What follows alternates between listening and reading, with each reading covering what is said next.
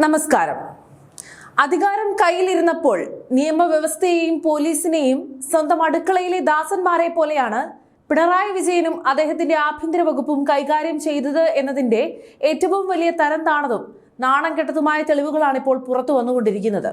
നവകേരള സദസ്സിനിടെ കരിങ്കൊടി കാണിച്ച youth Congress KSU പ്രവർത്തകരുടെ തല അടിച്ചു പൊളിക്കാൻ സ്വന്തം വണ്ടിയിൽ നിന്നും വടിയുമായി ഇറങ്ങിയ ഗുണ്ടകളായ ഗൺമാന്മാരെ സംരക്ഷിക്കാൻ പിണറായി വിജയന്റെ ആഭ്യന്തര വകുപ്പ് കാണിച്ച ഇരട്ടത്താപ്പും വൃത്തികെട്ട രാഷ്ട്രീയവുമാണ് ഇപ്പോൾ പ്രത്യേക അന്വേഷണ സംഘം അഥവാ SIT പുറത്തു കൊണ്ടുവന്നിരിക്കുന്നത്. അന്ന് ആ മർദ്ദനത്തെ രക്ഷാപ്രവർത്തനമെന്ന് വിളിച്ച് പരസ്യമായി ന്യായീകരിച്ച പിണറായി വിജയന്റെ മുഖത്തടിക്കുന്ന രീതിയിലാണ് ക്രൈംബ്രാഞ്ച് SP ഷൗക്കത്ത് അലിയുടെയും DYSP ബൈജു പൗലോസിന്റെയും നേതൃത്വത്തിലുള്ള SITയുടെ പുതിയ കണ്ടെത്തലുകൾ.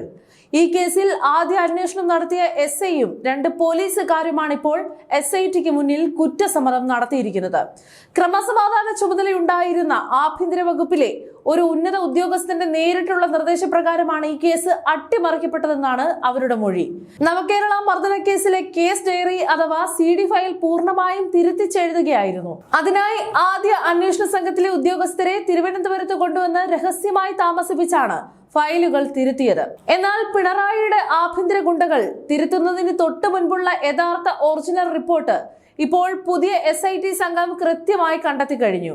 ഈ അട്ടിമറിയെക്കുറിച്ച് SIT ഉടൻ തന്നെ ഒരു പ്രത്യേക റിപ്പോർട്ട് തയ്യാറാക്കി DGPക്ക് കൈമാറാൻ പോവുകയാണ്. അധികാരം ഉപയോഗിച്ച് പോലീസിനെ കൊണ്ട് തന്നെ തെളിവ് നശിപ്പിക്കാൻ നോക്കിയ CPMന്റെ ഈ രീതിയെ തരം താണ രാഷ്ട്രീയം എന്നല്ലാതെ മറ്റെന്താണ് വിളിക്കേണ്ടത്? 2023 ഡിസംബർ 15 ആലപ്പുഴ ജനറൽ ആശുപത്രി ജംഗ്ഷന് സമീപം വെച്ചാണ് മുഖ്യമന്ത്രിയുടെ പൈലറ്റ് വാഹനത്തിൽ നിന്നും ഇറങ്ങി വന്ന് അനിൽകുമാറും സന്ദീപ് ബസും ചേർന്ന് KSU ജില്ലാ പ്രസിഡന്റ് AD തോമസിനെയും അഡ്വക്കേറ്റ് അജയ് ജൂവൽ കുര്യാക്കോസിനെയും ക്രൂരമായി തല്ലിച്ചതച്ചത്. ഈ സംഭവത്തിൽ ഗൺമാന്മാർ ക്രമസമാധാന പാലനത്തിന്റെ ഭാഗമല്ലാതെ നിയമവിരുദ്ധമായി ലാത്തി കൊണ്ട് പ്രതിഷേധക്കാരുടെ തലക്കടിച്ചത് വലിയ തെറ്റാണെന്ന് അന്ന് തന്നെ അന്വേഷിച്ച് റിപ്പോർട്ട് നൽകിയ ധീരമായ ഒരു ഉദ്യോഗസ്ഥയും ഉണ്ടായിരുന്നു. മുൻ ആലപ്പുഴ ജില്ലാ പോലീസ് മേധാവി ചൈത്ര തെരേസ ജോൺ. ഗൺമാന്മാരുടെ മർദ്ദനം കേരള പോലീസിന് വലിയ അവമതിപ്പുണ്ടാക്കിയെന്നും ഇവർക്കെതിരെ കടുത്ത നടപടി വേണമെന്നും ചൈത്ര തെരേസ ജോൺ സ്പെഷ്യൽ റിപ്പോർട്ട് നൽകിയതാണ്. എന്നാൽ പിണറായി വിജയന്റെ ആഭ്യന്തര വകുപ്പ് ഈ റിപ്പോർട്ട് അപ്പാടെ പൂഴ്ത്തിവെക്കുകയാണ് ചെയ്തത്.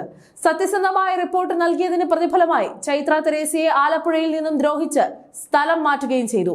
അന്ന് ഗൺമാന്മാർക്കെതിരെ കോടതി നിർദ്ദേശപ്രകാരം FIR ഇട്ടപ്പോൾ പോലും സ്പെഷ്യൽ റിപ്പോർട്ട് DGPക്ക് കൈമാറാതെ പിണറായി വിജയൻ ഈ അക്രമികളെ നെഞ്ചോട് ചേർത്ത് സംരക്ഷിക്കുകയായിരുന്നു. എന്നാൽ പുതിയ UDF സർക്കാർ അധികാരമേറ്റ ആദ്യ മന്ത്രിസഭാ യോഗത്തിൽ തന്നെ ഈ അട്ടിമറിക്കപ്പെട്ട കേസ് പുനരന്വേഷിക്കാൻ ഉത്തരവിടുകയായിരുന്നു.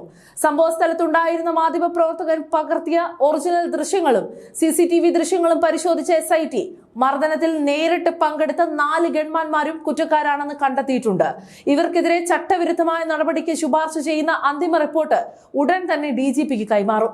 അന്ന് മർദ്ദനമേറ്റ KSU നേതാക്കളുടെ വിശദമായ മൊഴിയും അന്വേഷണ സംഘം രേഖപ്പെടുത്തും. ഭരണത്തിന്റെ തണലിൽ എന്തും ചെയ്യാമെന്നും കേസ് ഡയറി വരെ തിരുത്തിച്ച് ഗുണ്ടകളെ വെള്ള പൂശാമെന്നും കരുതിയ പിണറായി വിജയന്റെ ആഭ്യന്തര കോട്ടകളാണ് ഇപ്പോൾ തകർന്നടിഞ്ഞിരിക്കുന്നത്. തങ്ങളുടെ അക്രമ രാഷ്ട്രീയത്തിന് കരികൊടി കാണിച്ച യുവാക്കളുടെ തലയടിച്ച് പൊളിച്ച ഗൺമാന്മാരെ സംരക്ഷിക്കാൻ വേണ്ടി കേസ് ഡയറി വരെ ഉന്നത ഉദ്യോഗസ്ഥരെ വിട്ട് തിരുത്തിച്ചെഴുതിച്ച പിണറായി വിജയന്റെ ആഭ്യന്തര വകുപ്പ് കാണിച്ചത് ഈ നൂറ്റാണ്ടിലെ ഏറ്റവും തരം താണ രാഷ്ട്രീയമാണ്.